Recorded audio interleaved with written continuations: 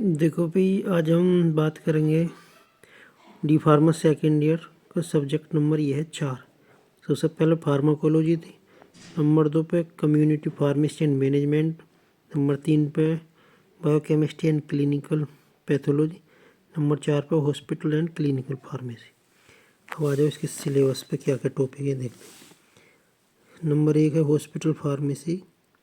इसकी definition, scope, national and international scenario.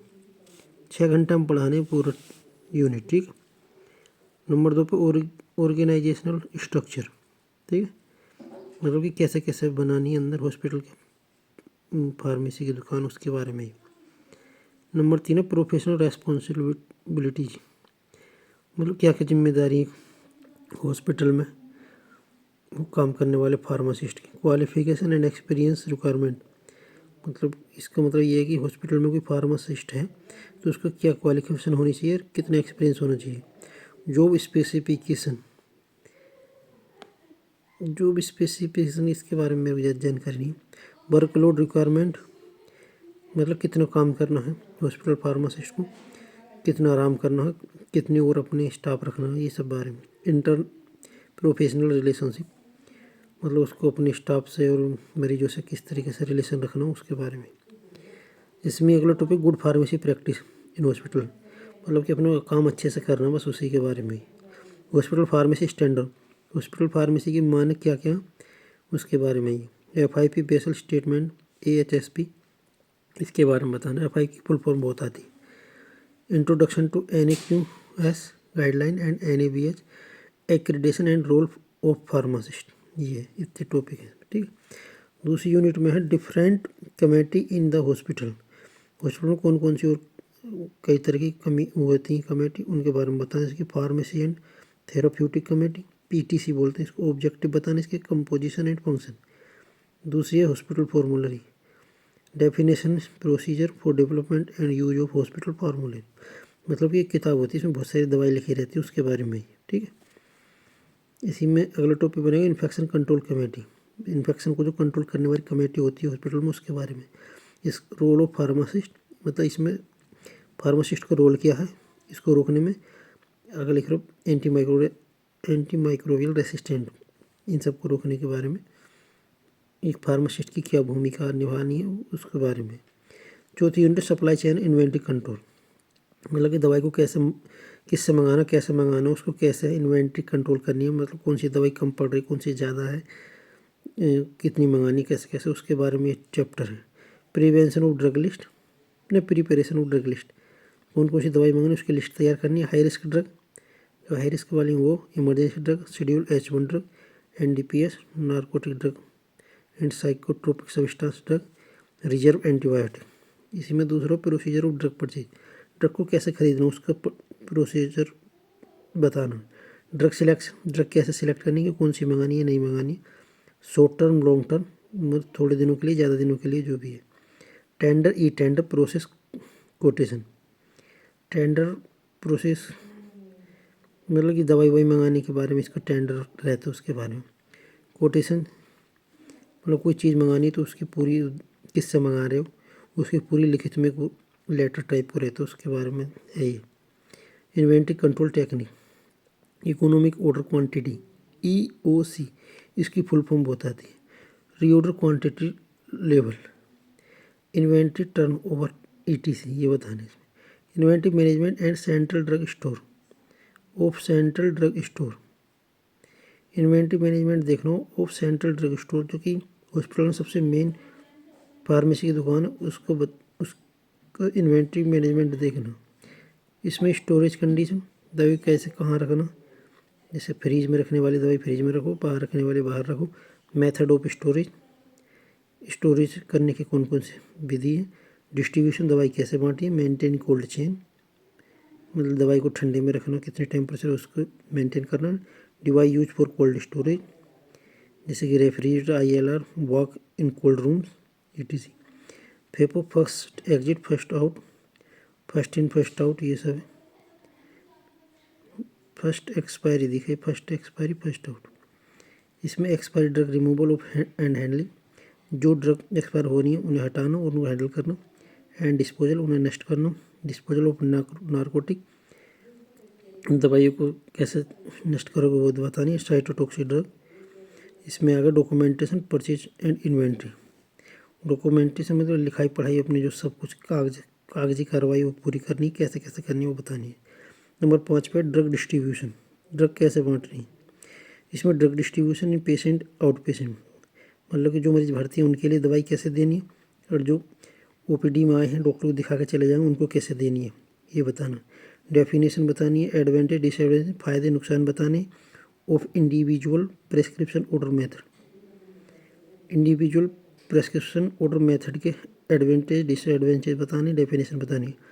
Floor stock method है, दवाई को किसी ऐसे हॉस्पिटल के कौन से फ्लोर पर ले जाओ कि वहाँ पे रखनी है, इसके कितने तरीके हैं वो बताने। Unidose drug distribution method, drug basket method, ठीक है। इसमें आगे चैप्टर है distribution of drug to ICU, ICCU, NICU, emergency ward. मतलब इन सब में ड्रग को कैसे डिस्ट्रीब्यूट करना है हॉस्पिटल की मेन फार्मेसी से वार्ड में, इन वाले वार्ड में, ठीक है। इसमें automated drug dispensing system and device. आजकल यूके अमेरिका वगैरह में बहुत सारे मेडिकलों में ऐसी डिवाइस लगी रहती हैं जो अपने आप कमांड देने पर दवाई निकाल के देती हैं, उसके बारे में बतानी है, ठीक है। Distribution of narcotic psychotropic substance and their storage, जो एनडीपीएस ड्रग होती है उनको कैसे कैसे रखना, उनकी कैसे स्टोरेज करनी, उसके बारे में बताना। छठी यूनिट में कंपाउंडिंग इन हॉस्पिटल में दवाई कैसे बनानी है अगर वो ख़त्म हो गई है तो। इसमें बल्क कंपाउंडिंग बहुत ज़्यादा मात्रा में बनानी है। IV admixture service incompatibility, और जैसे आईवी एड मिक्सचर जैसे सूखे पाउडर आता है और उसमें डिस्टिल वाटर आता है, उसको कैसे तैयार करना। इनकम्पेटिबिलिटीज मतलब उसमें क्या क्या गड़बड़ आ सकती हैं उनको ध्यान में रखते हुए। Total parental nutrition, total parental nutrition को मतलब जो इंजेक्शन के थ्रू कुछ दवाएं ऐसी दी जाती हैं जो खाने का काम करती हैं, उसके बारे में बताना। 7वीं यूनिट में रेडियो फार्मास्यूटिकल्स, जो कैंसर के काम में आती है वो दवाई, कैंसर के इलाज के लिए इसको स्टोरेज बताना कैसे रखनी है। डिस्पेंस कैसे डिस्पेंस करनी। डिस्पोजल ऑफ रेडियो फार्मास्यूटिकल्स, जो दवाएं एक्सपायर होगी तो उन्हें कैसे डिस्पोज करना उसके बारे में बताना, ठीक। 8वीं unit application of computer in hospital pharmacy practice, मतलब कि जो हॉस्पिटल में मेडिकल स्टोर है उसमें कंप्यूटर का क्या रोल है, उसको कैसे कैसे प्रयोग में करना वो सब बताना। इलेक्ट्रिक हेल्थ रिकॉर्ड, मतलब कि किसी मरीज को उसमें रिकॉर्ड डाटा कैसे रिकॉर्ड रखना वो सब है। Software use in hospital pharmacy, मतलब कि हॉस्पिटल में जो फार्मेसी की दुकान है, मेडिकल स्टोर है, उसमें जो सॉफ्टवेयर यूज किए जा रहे हैं उनके बारे में बताना, कौन कौन से यूज करे जाते हैं, कैसे यूज करे जाते हैं। 9वीं यूनिट है इनकी क्लिनिकल फार्मेसी, इसमें डेफिनेशन बतानी है, स्कोप बताना, डेवलपमेंट बताना इन इंडिया और इंडिया के बाहर, ठीक। Technical definition, common terminologies used in clinical setting and their significance such as paediatrics, geriatric, antenatal care, postnatal care. इसमें बतानी है बच्चों के लिए, बूढ़ों के लिए, बच्चा होने से पहले बच्चे की देखभाल के लिए, पोस्टनेटल बच्चा पैदा हुआ उसके बाद उसकी देखभाल कैसे करनी इसके बारे में, ठीक। इसी में आ गया daily activities of clinical pharmacist. Daily activities क्या है क्लिनिकल फार्मासिस्ट की, इसमें डेफिनेशन बताना, गोल बताना एंड प्रोसीजर बताना। किस किस चीज़ के बताने। वार्ड राउंड पार्टिसिपेशन, वार्ड में राउंड लगाने जाते हैं डॉक्टर, उनके साथ पार्टिसिपेट करना। ट्रीटमेंट चार्ट रिव्यू, जो मरीज का चार्ट बनाया डॉक्टर ने उसको रिव्यू करना। एडवर्स ड्रग रिएक्शन मॉनिटरिंग, जो दवाई डॉक्टर ने लिखी है वो मरीज पे नुकसान तो नहीं करे उसको देखना। Drug information and poisoning information, drug की इन्फॉर्मेशन रखनी और पॉइजन कोई जहर की तरह तो काम नहीं कर रही उसके देखना, ठीक। मेडिकेशन हिस्ट्री, मरीज की मेडिकेशन हिस्ट्री देखनी, पहले किस डॉक्टर से दवाई खाई है, कौन कौन सी दवाई चली है, ये सब बताना। पेशेंट काउंसलिंग, पेशेंट को समझाना किस तरीके से खानी है, कब कब खानी है। इंटरप्रोफेशनल कोलेबोरेशन, इंटरप्रोफेशनल कोलेबोरेशन मतलब मरीज के साथ कुछ बातचीत से लेके टॉपिक है, ठीक, ये समझ लो। फार्मास्यूटिकल केयर आओ इसमें definition, classification of drug related problem, principle and procedure to provide pharmaceutical care, ठीक। इसी में एक 9वीं यूनिट में लास्ट टॉपिक है medication therapy management, MTM full form भी आ जाती है इसकी, इसकी होम मेडिकेशन रिव्यू ये है, ठीक है। 10वीं यूनिट है clinical laboratory test use in evolution of disease. Clinical pathology में जो जांच की जाएगी वो टेस्ट बताने हैं एवोल्यूशन ऑफ डिसीज, किसी बीमारी को पहचानने के लिए, ठीक है, बीमारी की स्टेट को पहचानने के लिए। Signification and interpretation of test result, इसमें हेमाटोलॉजिकल है CBC वगैरह, liver function test, renal function test, thyroid function test, test associated with cardiac disorder, ठीक है, test associated with cardiac disorder, दिल से रिलेटेड जो जाँच है वो बतानी है, जैसे कोलेस्ट्रॉल वगैरह करवाते हैं। फ्लूइड एंड इलेक्ट्रोलाइट, शरीर में कितना पानी है, सोडियम पोटेशियम ये सब बैलेंस बना हुआ है या नहीं वो देखना। पल्मोनरी फंक्शन PFT फेफड़ों से रिलेटेड जांच के लिए बोला। 11वीं यूनिट है poisoning, type of poisoning, clinical manifestation and antidote, जहर किसी के शरीर में पहुंच गया तो उसके कौन कौन से एंटीडोट देने वो। Drug and position information centre their service, ये टॉपिक है फिर इसमें आगे। इसकी डेफिनेशन बतानी है, रिक्वायरमेंट बतानी, इंफॉर्मेशन रिसोर्सेज बताने विद एग्जांपल के साथ, and their advantage and disadvantage, इसके फ़ायदे और नुकसान बताने। फार्माकोविजिलेंस में definition, aim and scope, overview of pharmacovigilance, ये 2 टॉपिक बनेंगे। मेडिकेशन एरर्स, डेफिनेशन बताने इसकी, टाइप्स बताने, कॉन्सिक्वेंस परिणाम बताने, and strategy to minimise medication error, दवाई खाने में देने में जो त्रुटि हुई है उसको कैसे कम करोगे वो बताना, ठीक है। टाइम में दर्द हो रहा है। लासा ड्रग, लासा की फुल फॉर्म बहुत आती, लुक ए लाइक साउंड ए लाइक, मतलब जो दवाएं देखने में एक जैसी हों और जिनके नाम एक जैसे हों वो बतानी।